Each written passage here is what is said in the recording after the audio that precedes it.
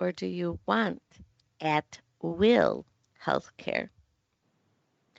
Do you want to choose your care and caregiver, or do you want it chosen for you?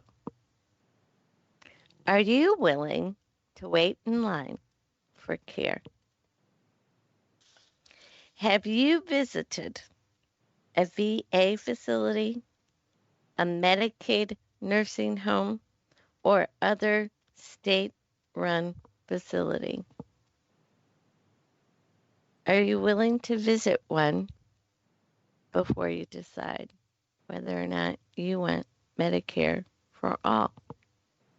Now, if you're a healthcare professional, oh, absolutely. You have concerns in this too. Absolutely.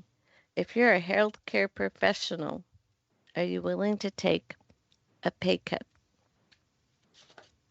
If you're a healthcare professional, are you willing to be embroiled in more paperwork and justification of services provided to your patients? Hmm. Now, can you answer the key question? And if you have ever gotten one of my Money Bunny books or attended one of my live seminars, you might remember what the key question is. But if not, I'm going to tell you right now. What's the key question? Do I want it or do I need it? Can you answer that for yourself?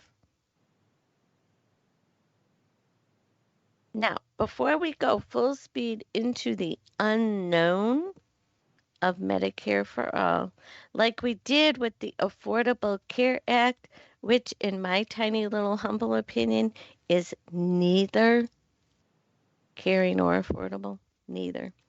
Perhaps, maybe, we should slam on the brakes, test our safety restraints, and rethink healthcare options. Well, why did I ask you all those questions? As I want you to think this through very clearly before you just jump on the bandwagon and say, yes, yes, yes, yes, that will make life so much easier. But think about it. Is it really going to make life easier? Is it really going to make life better? Is it really going to serve every single person equally? I'm not sure of that. That's why I'm asking you to think it through. And I'm certainly not going to tell you how to vote if it comes to a vote. That is not my area. That's your area. That's why we do voting in America. You get to choose your own. But do we need to rework the existing system? That I will agree with. Yes, yes, and more yes. And most of us would agree that the answer is yes. Right? And is there a better solution on the horizon? Probably. There are choices and options. You know, prior to 1971, when the first HMOs were created, healthcare was provided in a different way. It was provided in privacy and with a little bit more dignity for the most part. Not always, because, like, it's kind of uncomfortable if you're a private person and you have to go and put on one of those dorky little gowns with the big opening in the back. But okay, as much dignity as they could, considering there's work to be done, right? And was provided when, you know what, you actually needed it. And the bills weren't that small, but they weren't hundreds of thousands of dollars either. So here's my kicker. I spent almost 15 years as a consultant to independent orthotic and prosthetic practitioners, and I learned a great deal about healthcare. I was there to help them to be efficient and profitable, but I learned a lot as well. You see, even back then, I was all about, let me be value added, let me help you make a better business, let me help you be a better leader, let me help you improve your patient's experience while you also improve your bottom line. That was the kind of consultant I was. I liked it, it was fun. And I do still have my credentials to teach classes for continuing education credits for those people in the O&P field. But here's my kicker. The exact same treatment here compared to the exact same treatment abroad carries a different price tag by multiples. It's not just double, it's multiples. How can that be? How can it be so much less expensive to provide care in equally developed countries with equally developed technology and sterilization methods and all education methods and everything? And yet, our care is so much more expensive. Now we're back to that little crisis in management. If the executives and managers can't make a profit on the Medicare allowable, which does include a profit margin even for nonprofits, then how are they going to survive if Medicare rates apply to every single procedure? Now, granted, they think they're going to get paid on every procedure rather than some going unpaid, but I think they still have a problem. If you cannot manage your system as it is, but you still get paid over $1 million a year, I don't want to be harsh or rude, but dude, you're part of the problem. And while you're spending all your energy keeping the gravy train running, the rest of the little folks, that's us, me and you, the little folks, are footing the bill. So we would like to resolve this crisis at our earliest convenience. And just yesterday, this fact crossed my eyeballs. Healthcare administrators, also known as the executives, have received over 3,000% pay increases between 1970 and 2009. So I'm sort of thinking they're not going to be for Medicare for all because that might slow down their increases, huh? But what I would like to see, if it's just me, in my opinion, is let's make free trade again. Healthcare was affordable till it was mandated by law. Health insurance was affordable until it was mandated by law. And healthcare was private until it was mandated by law. Hmm. Is there a trend here? I think there might be. Now, here comes a few more questions for you guys. Again, for you to decide.